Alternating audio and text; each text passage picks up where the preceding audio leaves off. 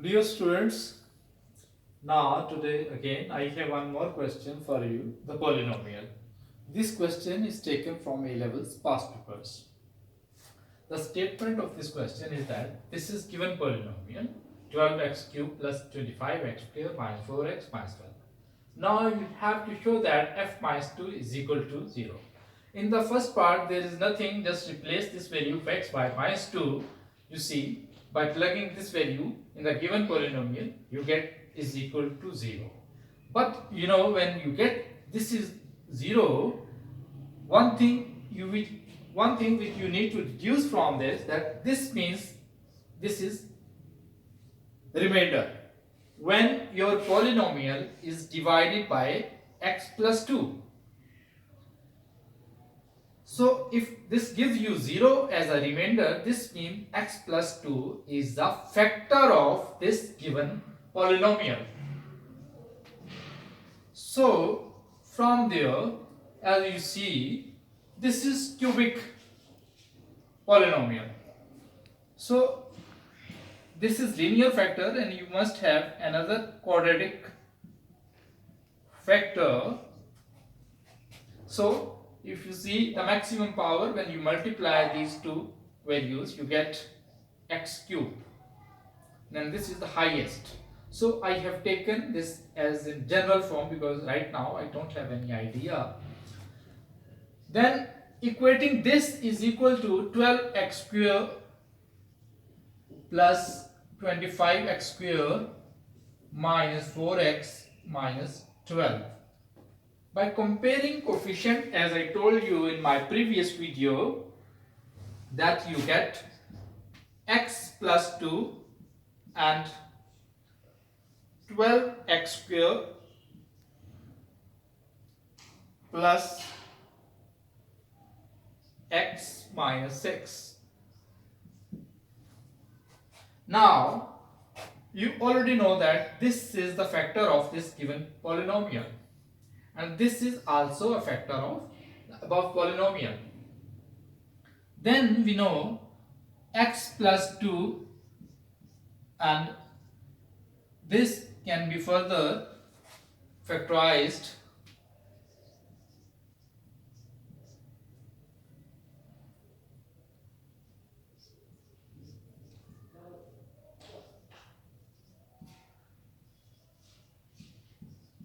so that x plus 2 is one factor, and from factors you can obtain 4x plus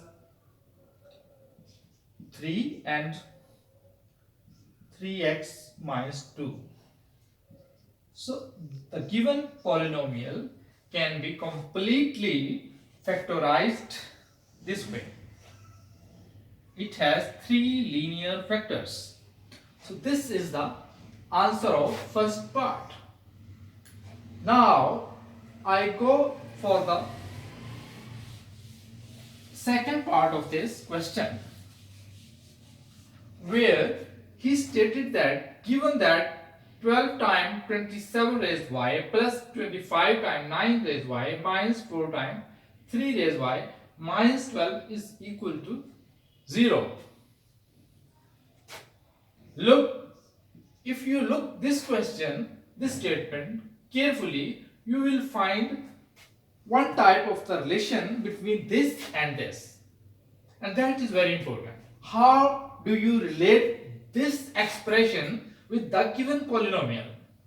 If you look carefully, you see that this 12 and this 12, and then this 25 and here is 25, and then you see 4 is there, 4 is there, and same way you see minus 12 as a constant term and minus 12.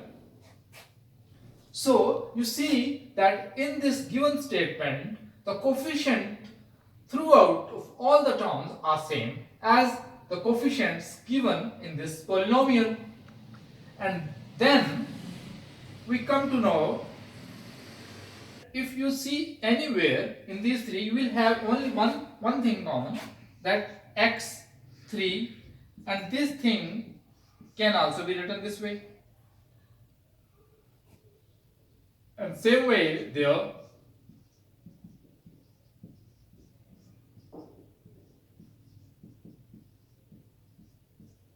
So this means if in this given polynomial you replace x by 3 raised y, you will have this relationship.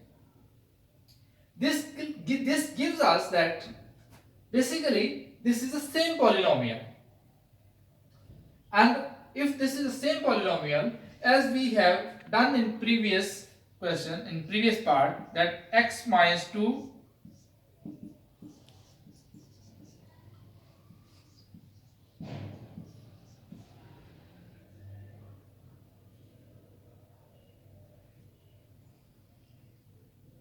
3x minus 2 and 4x plus 3. This is the answer of the first part. And same way, if you replace this value by 3 raised y,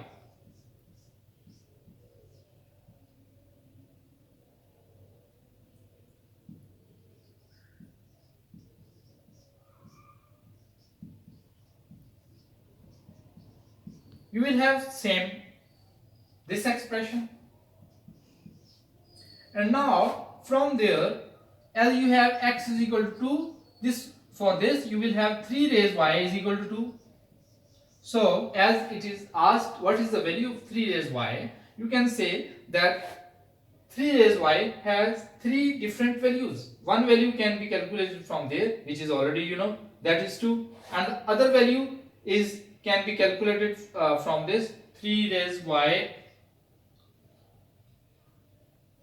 as x is 2 over 3, so 3 raised y is equal to 2 over 3, and third value of 3 raised y would be minus 3 over 4, because x, the value of x is minus 3 over 4. So now you have 3 values of 3 raised y, but you know this value, as this is exponential function and base is positive, so you will never have this answer, so you cannot and you should not write this answer. And second, if you have 3 raised y is equal to 2, the value of y can be calculated with the help of natural log. If you take natural log on both sides, you will have y ln 3 ln 2, and y can be calculated by ln 2 over ln 3, and the answer of this can be given up to the required significant figure or decimal places. It's all about the statement of the. I emphasize only one thing, and that is very important thing. Always read the question and always try to relate one part of the question to the other part of the question, and always use the statements. Always, as I always say, always try to use previous results proven in the question. This way question becomes easy and automatically by default it goes to its destiny.